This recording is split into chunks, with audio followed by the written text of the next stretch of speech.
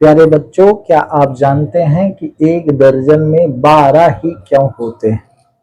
एक दर्जन में 12 संख्या होती है, ऐसा क्यों होता है? निश्चित रूप से जिसने शुरू में एक दर्जन में 12 संख्या करी होगी तो उसका कुछ सोचना होगा, कुछ सिद्धांत होगा, कुछ थ्योरी होगी।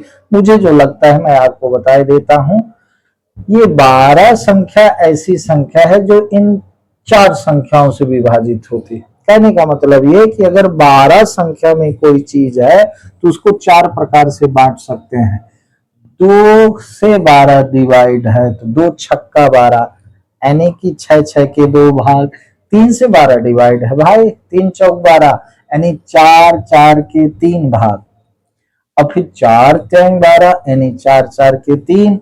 और 3 चौक 12, 3 से 12 डिवाइड है, 3 चौक 12 अर्थात 3 3 के 4 भाग। 4 3 12 अर्थात 4 4 के 3 भाग। 6 दूनी 12 अर्थात 6 6 के 2 भाग। पहली बात तो ये कि 12 वो संख्या है जो लगातार 2 3 4 5 4 और 6 से विभाजित होती। इसके बीच 1 से लेकर 15 16 17 18 19 20 आगे जितनी भी संख्याएं हैं वो संख्याएं कम से कम 4 संख्याओं से विभाजित नहीं होती जी।